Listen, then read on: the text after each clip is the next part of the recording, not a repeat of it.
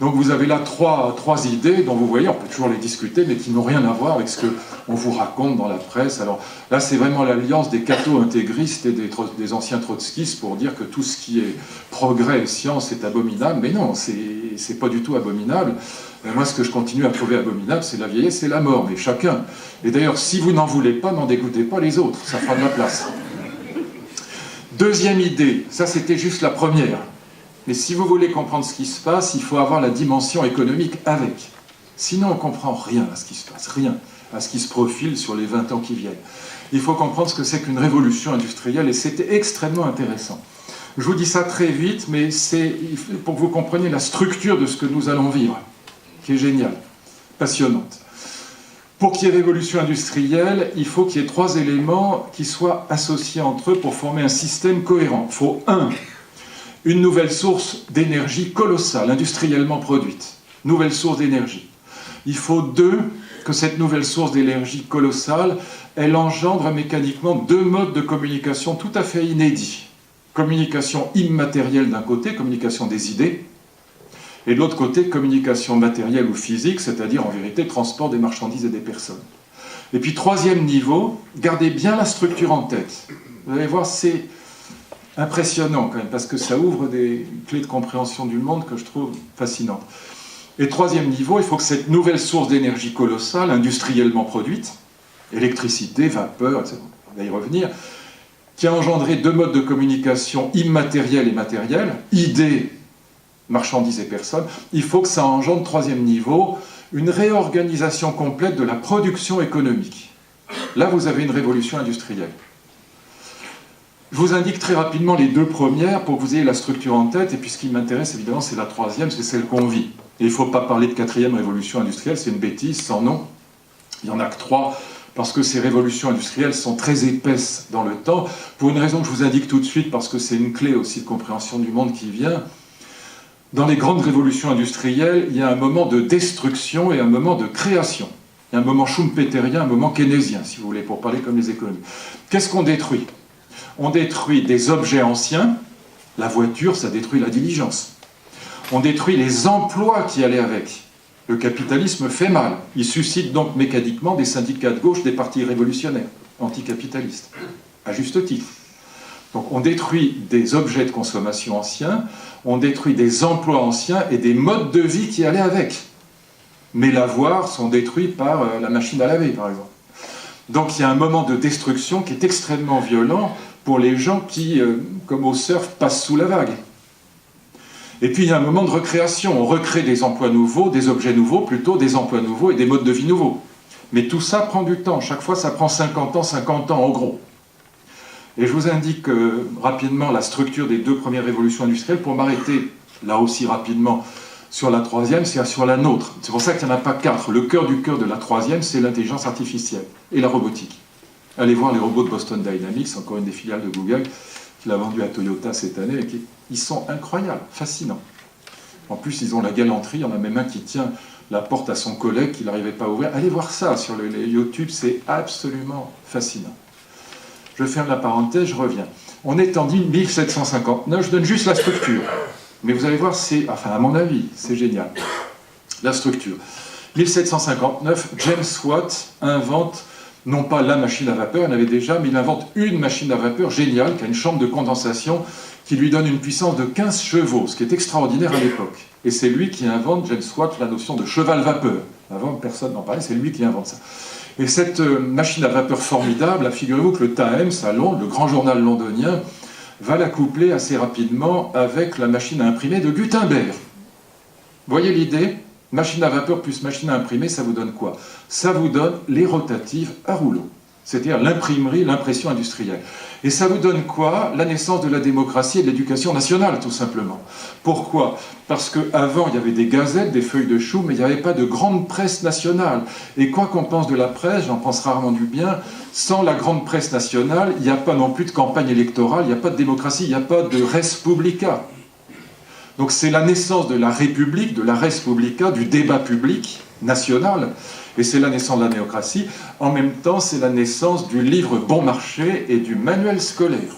Sans manuel scolaire, pas d'instruction publique. Vous voyez? Transmission des idées.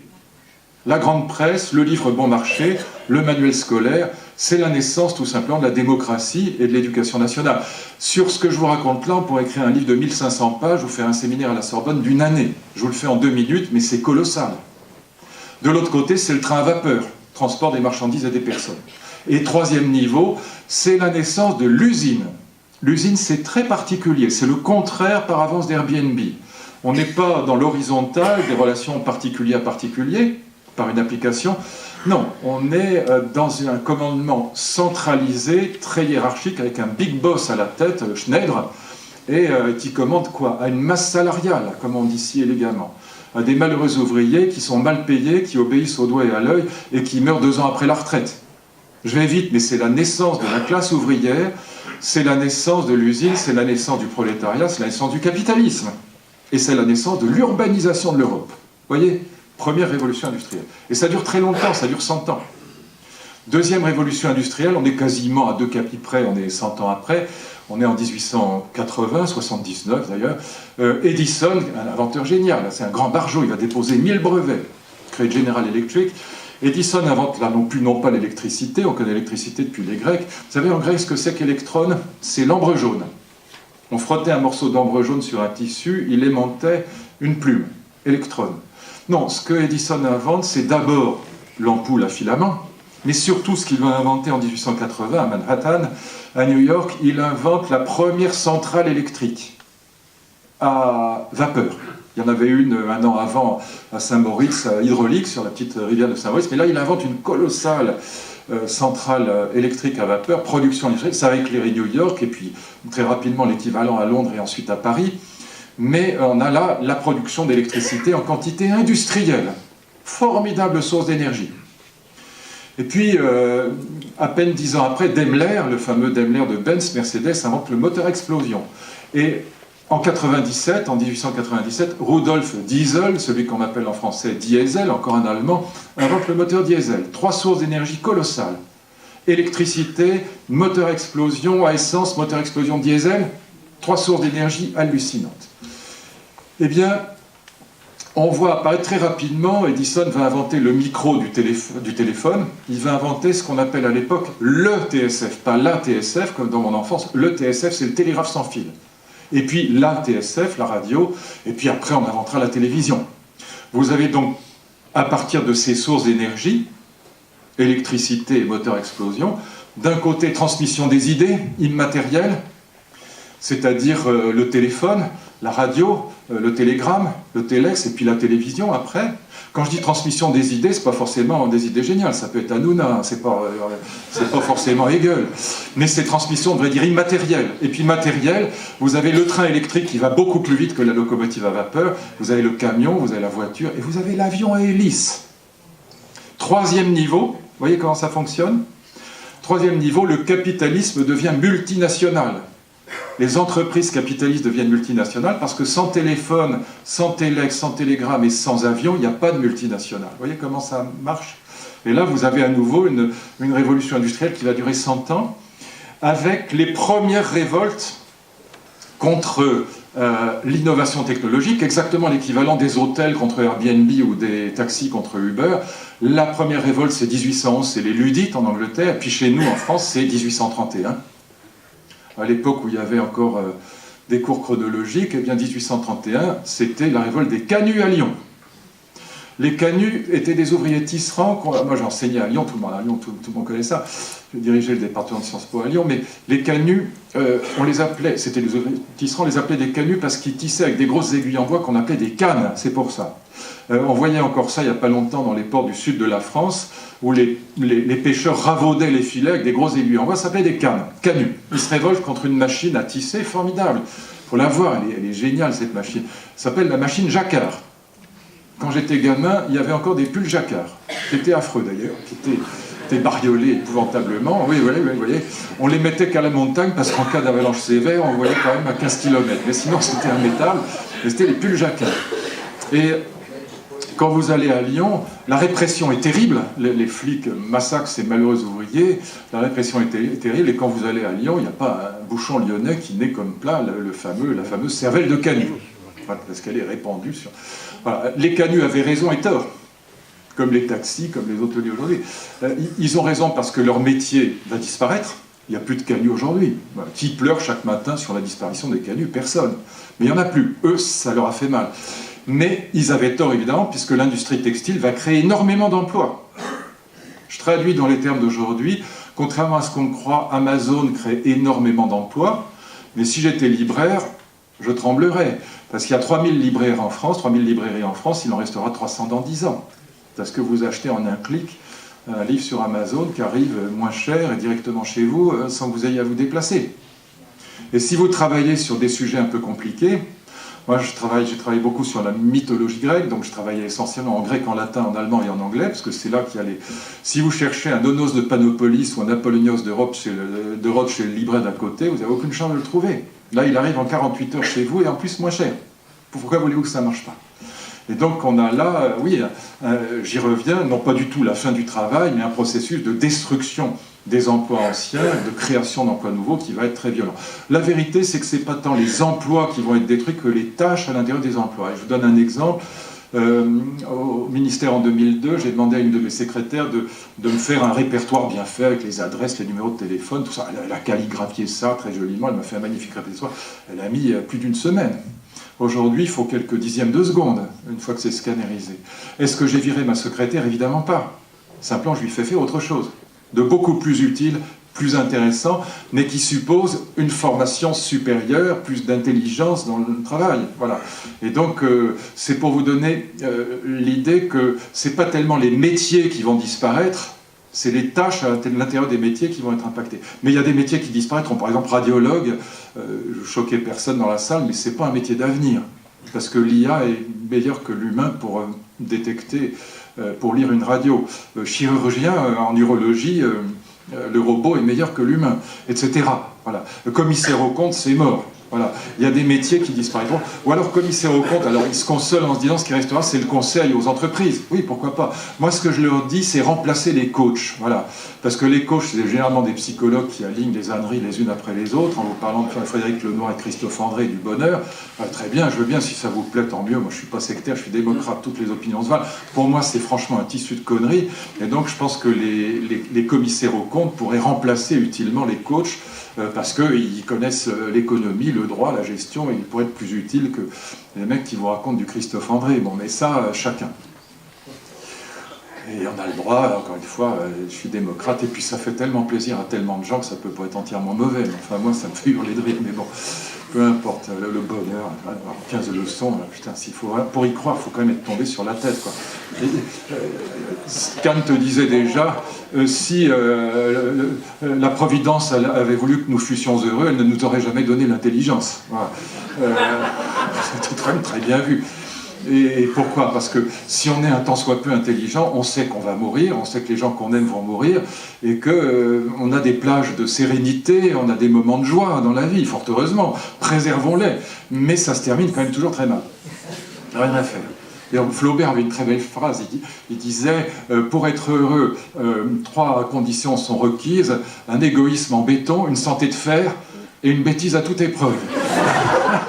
Et ajoutait-il, si la dernière condition fait défaut, vous êtes fichu. Ah non, mais il faut envoyer ça à Lenoir, Christophe André, à Psychologie positive et autres, parce que ça n'a pas de sens. Enfin, c'est vraiment pour les enfants ou pour les très très vieux. Mais non, il faut être gâteux. Non, il faut arrêter, quoi. C'est des trucs, c'est tellement cucu, mais comment on peut croire à ça? Donc je ferme la parenthèse. Moi, je ne crois pas du tout à l'idée de bonheur. Je pense que la liberté préférable. Mais peu importe, encore une fois, je vous dis ça un peu violemment parce que par moment, franchement, il faut dire les choses. 3e révolution industrielle. On est encore à nouveau un siècle après. C'est la nôtre. 1990. 1990, qu'est-ce qui se passe en 1990? Un Britannique qui s'appelle Tim Berners-Lee et un Belge, Robert Caillot, inventent le web. Ne confondez pas, comme beaucoup de gens le font, le web et le net. Pas la même chose. Le net existait déjà. Le web, c'est une application du net. Comme votre entourage, votre système de courrier électronique, le web est tout simplement une application. C'est une application géniale. Pourquoi? Le web, c'est juste une idée grandiose. C'est l'idée de casser les barrières sur les codes linguistiques sur le net. désiloter le net, disent-ils. Et ils vont y arriver. C'est la métaphore de la toile. Quel est le résultat, sans rentrer dans les détails techniques? Le résultat, c'est qu'à partir de 1990, l'humanité, mes amis, vous vous rendez compte de la révolution que c'est, va être entièrement connectée avec elle-même en direct, à la seconde. J'ai une fille qui travaille à Lima, au Pérou, je peux discuter avec elle sur WhatsApp ou sur Skype, comme si elle était dans la pièce. Et en 3 secondes, on est connecté. Humanité entièrement connectée avec elle-même, de n'importe quel point du globe, à partir de n'importe quel point du globe, et à n'importe quelle heure du jour ou de la nuit. C'est inimaginable comme révolution. Au début, on ne voit pas. Au début, on ne comprend rien, on n'a pas le haut débit. Je me souviens qu'en 2002, le gentil informaticien qui vient installer mon ordinateur sur mon bureau, souvenez-vous, les pages du web s'affichaient ligne à ligne. Il fallait un quart d'heure pour...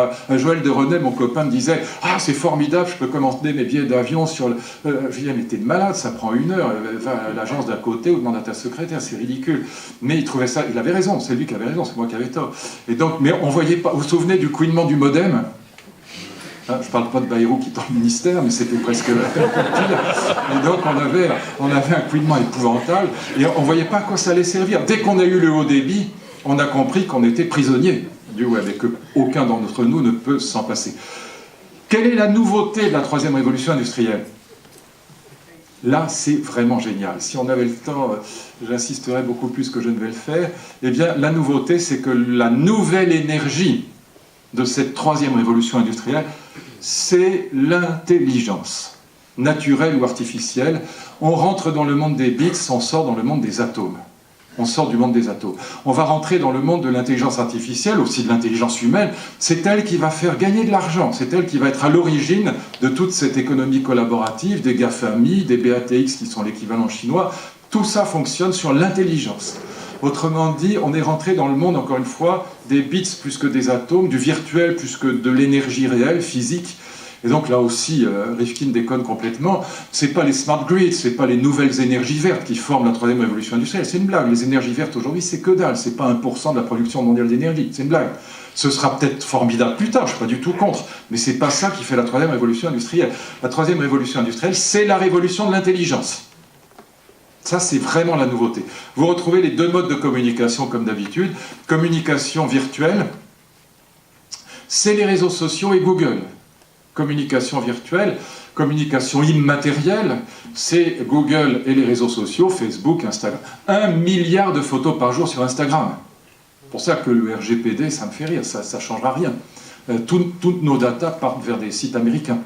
Donc on met, c'est Facebook, c'est Google, c'est WhatsApp, c'est Skype, tout est américain. Vous pouvez toujours faire tous les RGPD que vous voudrez, les datas partent vers les États-Unis. Et le modèle économique de cette nouvelle révolution industrielle est absolument génial. Et je vous l'indique en 3 mots, mais c'est la clé. Jean Tirole, notre prix Nobel d'économie, a analysé ça de manière tout à fait intelligente en disant c'est de l'économie biface. Pourquoi ? Vous naviguez sur Google, c'est gratuit, il n'y a pas un compteur qui se met en marche. Pas comme dans un taxi, vous naviguez autant que vous voulez, ça ne vous coûte rien.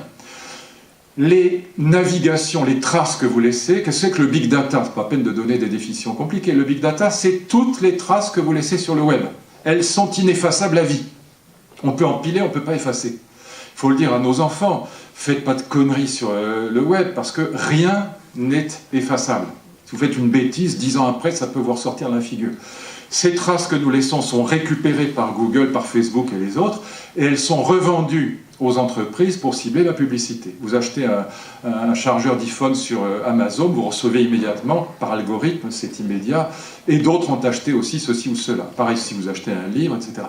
Et donc on a une économie biface, comme dit Jean Tirole, gratuit pour vous, payant pour les entreprises qui vont se servir de vos datas pour cibler la publicité. Je vous donne un chiffre qui est fascinant. En 2016, Google, tenez-vous bien, a gagné 90 milliards de dollars juste en revendant nos datas. Vous voyez, c'est ça le vrai enjeu du RGPD, mais ça ne sert à rien puisque ça partira toujours chez eux. Et donc, c'est ce qui a fait dire à Tim Cook, le patron d'Apple, qui déteste Google, si c'est gratuit, c'est que c'est vous le produit, c'est du faux gratuit. Vous voyez, c'est gratuit pour vous, payant pour les entreprises. C'est le modèle économique majeur. Et de l'autre côté, vous retrouvez la communication non pas virtuelle mais réelle, c'est l'Internet des objets, qui pour l'essentiel est un Internet des capteurs, qui va changer tout, à nos vies. Il y en a 15 milliards aujourd'hui d'objets connectés, il y en aura 300 milliards à la fin de la prochaine décennie. Il y en aura partout, dans vos godasses, dans votre chien, dans votre chat, dans vos enfants. Il y en a déjà dans les pigeons de Londres, il y en aura partout. C'est un Internet des capteurs, et ça aura des répercussions inimaginables. Ça permettra probablement de régler le 5e risque de l'État-providence, c'est-à-dire la grande dépendance, parce qu'on gardera les personnes très dépendantes à la maison. Ça permet de lutter contre le cancer, contre le terrorisme, d'organiser le trafic aérien, d'organiser les secours dans des catastrophes qu'on appelle humanitaires, elles sont catastrophes tout court. Mais peu importe, ça aura des effets considérables. Tout le système des supply chains, des chaînes de distribution sera modifié. Par exemple, les containers des bateaux, une puce suffit pour savoir ce qu'il y a dedans. Mais mieux que ça, savoir si les légumes sont pourris ou pas, tout ça est en train de changer le monde. Et vous retrouvez le 3e niveau. Donc, nouvelle énergie, l'intelligence, 2 modes de communication, idées, matériel, et vous retrouvez le 3e niveau qui est évidemment l'économie collaborative. Vous voyez ? 3e et dernier point, ce sera très bref. Ne confondez pas, je m'arrête là, simplement ne confondez pas les 3 genres d'intelligence artificielle. La première, c'est celle qu'on appelle l'IA faible. L'IA faible, c'est celle qu'a ratatiné Garry Kasparov en 1997, champion du monde d'échecs. Après, il a ratatiné en 2016 Lee Sedol, qui était pas le champion du monde, mais enfin un des 3 meilleurs joueurs de jeu de Go, ce qui est beaucoup plus difficile, puisqu'au jeu de Go, on ne peut pas tout calculer. Et AlphaGo 1, l'ordinateur de Deep Blue. AlphaGo 1 d'Apple, pardon. Deep Blue, c'est celui qui a battu Kasparov. AlphaGo 1 a battu Lee Sedol. AlphaGo 2, fabriqué par Demis Hassabis. AlphaGo 2 a battu, écoutez bien, parce que ça dit énormément de choses, si je pouvais développer, je vous asphyxierai avec ça, parce que c'est fascinant. AlphaGo 2 a battu AlphaGo 1, qui avait battu Lee Sedol, champion du monde donc, de jeu de Go, ou 3 meilleurs joueurs. AlphaGo 2 a battu après les champions du monde de jeu de Go. Donc AlphaGo 2 a battu AlphaGo 1 en 3 jours, sans être programmé pour. Voilà. Les derniers... Alors, sachez-le, cette intelligence artificielle faible, c'est celle qui, à Gustave Roussy, séquence le génome d'une cellule cancéreuse, qui contient en gros 2,5 milliards d'informations, et qui contient 20 milliards d'informations, et qui mute 2,5 millions de fois dans sa vie. Ce qui fait qu'on ne sait pas pourquoi, à un moment, au bout de 6 mois, le médicament qui marchait ne marche plus, parce qu'elle a muté, la cellule, évidemment, cancéreuse, elle mute sans arrêt. Et donc, séquencer le génome d'une cellule cancéreuse, ça permet de lutter contre elle, de connaître ses faiblesses, et de faire ce qu'on appelle des thérapies personnalisées. Formidable. À Gustave Roussy, on fait ça de manière de plus en plus efficace, notamment sur le cancer du sein. Mais c'est ce qui permet aussi de faire le DPNI, par exemple, de remplacer la myosynthèse. C'est la même chose, c'est la même stratégie. Et donc, on a cette IA faible, qui est vraiment géniale, d'une certaine manière, mais qu'on appelle néanmoins faible. Alors c'est elle qui va remplacer les radiologues, les chirurgiens, enfin en tout cas beaucoup d'aspects des métiers de radiologue ou de chirurgien, de commissaire aux comptes. Cette IA faible, on l'appelle faible parce qu'elle n'a pas la conscience de soi, elle ne pense pas, elle calcule mais elle ne pense pas. C'est celle qui, dans vos textos, quand vous faites un texto, vous voyez apparaître immédiatement 4 mots qu'on vous propose. Si vous tapez la première lettre, elle ne se trompe plus. C'est purement statistique. Pourquoi ? Parce que les programmateurs de Google, en particulier, au milieu des années 90, quand ils se travaillaient sur les traductions automatiques, ils ont compris que dans une phrase, le 6e mot est quasiment contraint. Il y a très peu de possibilités. Hein, par exemple, si je vous dis même tout simplement, alors aujourd'hui, ce soir, comment ça ? Vous entendez « va » presque inévitablement. Vous savez bien que je ne vais pas dire presbytère ou cathédrale. Hein, voilà. Donc, il y a très peu de possibilités. Donc, c'est purement statistique. Donc, ça donne des effets géniaux. Mais ça reste pas de la pensée, c'est du calcul statistique. C'est pas de la pensée, même si c'est des couches de neurones, même si l'intelligence faible, c'est quand même fascinant, s'auto-éduque plus qu'elle ne se programme, c'est quand même du calcul. Gardez bien en tête ça. Ce qui permet à l'IA faible de progresser, c'est 3 paramètres. Il faut que vous les ayez en tête, sinon on ne comprend rien à cette progression exponentielle de l'IA. Un, c'est la puissance des ordinateurs, évidemment, il faut des machines très puissantes. Les derniers ordinateurs chinois, alors c'est très drôle, quand Konrad Zuse, l'Allemand qui invente probablement le premier ordinateur convoque la presse, il est tout fier, c'est en 1930, il dit voilà, j'ai inventé une machine géniale, elle fait 1 opération par seconde. Il est tout content, et en effet, c'est formidable. Les derniers ordinateurs chinois font 97 millions de milliards d'opérations par seconde. 97 millions de milliards d'opérations par seconde. Et ça, évidemment, c'est très utile pour traiter le big data. Deuxième paramètre, les algorithmes sont des fonctions en vérité. Ce sont des recettes de cuisine élaborées, mais les algorithmes, il faut qu'ils soient intelligents, et ça, très compliqué, le travail sur les algorithmes. Et puis, troisième élément, c'est le plus important, c'est la quantité de matière que vous donnez à bouffer à l'IA. Par exemple, pour la reconnaissance faciale, ou pour faire fonctionner la Google Car, je vous donne un exemple qui est réel, qui n'est pas un exemple qu'on trouvait. Un enfant de 5 ans, pour distinguer un léopard qui a des taches d'un tigre qui a des rayures, il lui faut 3 photos. L'IA, il lui en faut 3 millions. Mais une fois qu'elle les a bouffées, elle ne se trompe jamais. Et elle est d'une perspicacité absolue, même sur une toute petite photo floue des années 50, façon Roland Barthes, elle ne se trompe pas. Elle est géniale. Mais il lui faut énormément de matériaux pour y arriver. Il faut qu'elle voie la bête sous tous les angles possibles et imaginables, et il lui faut énormément à bouffer. On met, mes amis, je vous le disais tout à l'heure, 1 milliard de photos par jour sur Instagram. Nous nourrissons la bête. Instagram appartient à Facebook, à Zuckerberg. Donc on nourrit la bête, et on peut toujours faire le RGPD, ça continuera. Vous voyez? Donc on a 3 paramètres. La deuxième IA, celle sur laquelle travaillent Demis Hassabis et Yann Lequin, Facebook et Google, c'est la même, mais en la rendant contextualisante. Je vous rassure, j'ai presque fini, mais il faut les trois idées, sinon on n'a pas le paysage complet. J'ai presque fini. C'est l'idée de la rendre contextualisante. La petite application jeu d'échecs que j'ai sur mon ordinateur, elle bat le champion du monde. Un peu lentement, mais elle y arrive. Mais elle ne sait faire que ça. Elle est comme un nageur olympique, elle est dans son couloir. Elle ne sait rien faire d'autre. Sortie du jeu d'échecs, elle ne sait rien faire. L'idée sur laquelle travaillent Google et Facebook, c'est rendre cette IA contextualisante. Par exemple, c'est l'exemple que me donnait le patron de Google l'autre jour, vous tapez à 12h30, vous êtes dans le 15e arrondissement de Paris, restaurant chinois, il va vous donner immédiatement tous les restaurants chinois ouverts à 12h30 dans le 15e arrondissement. Si vous faites exactement la même demande, sans changer une phrase, une virgule, à 3h du matin, il faut qu'ils comprennent que vous cherchez une livraison à domicile. Vous voyez, parce que le contexte a changé. Vous voyez? Et donc, l'idée, c'est donc de rendre l'IA contextualisante de telle sorte qu'elle soit meilleure que nous dans tous les domaines, pas seulement dans son couloir. Là, ça deviendra très inquiétant. Et j'en parlais l'autre jour avec Yann Lequin qui m'a dit « Mais c'est sûr, c'est qu'une question de temps, on va y arriver. L'IA sera meilleure que nous dans tous les domaines. » Et puis, il y a la troisième IA, celle sur laquelle travaille Google avec l'Université de la Singularité, ce qu'on appelle l'IA forte.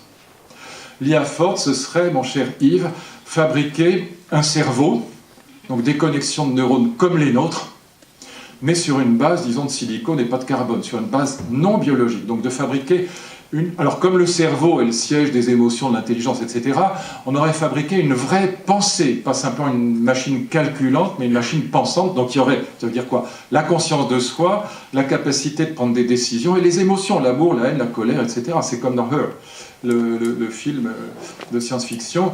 Et donc l'idée, c'est de fabriquer donc des connexions de neurones artificiels non biologiques.